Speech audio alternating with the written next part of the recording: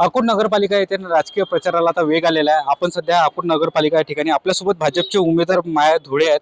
नेमकं काय ते ताई, तुम्ही निवडणुकीला आता समोर जाताय, कोणते मुद्दे घेऊन तुम्ही निवडणूक उतरले?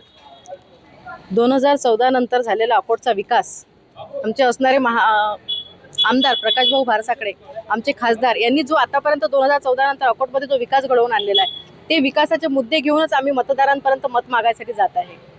आणि त्याच बेसवर आम्हाला अकोटचा विकास अजून करायचा आहे, म्हणून आम्ही मतदारांपर्यंत मत मागायला जात आहे। आणि आम्हाला विश्वास आहे की भारतीय जनता पार्टीचाच इथे झेंडा लागेल। निश्चितच ताई, आता या ठिकाणी तुमच्याच महायुतीतले मित्र पक्ष आहेत, अजित पवार असेल, त्यानंतर शिवसेना असेल शिंदेची, त्यांचे पण उमेदवार या ठिकाणी उभे आहेत। मतांचं विभाजन होऊ शकतं का आणि रोखण्यासाठी काय प्रयत्न आहेत? कितीही कोणतेही पक्ष आणि काही आलं तरी हा भाजपचा गड आहे आणि आम्ही भाजपचाच ठेवणार आहे। आणि त्यात काही तीळमात्रही शंका नाही, इथं भाजपचा झेंडा लागेल एवढा आम्हाला विश्वास आहे। निश्चितच आपलाच हा भाजपचा गड कायम राहील असा विश्वास त्यांनी या ठिकाणी व्यक्त केलेला आहे। अक्षय गवळी, साम टीव्ही न्यूज, अकोट, अकोला।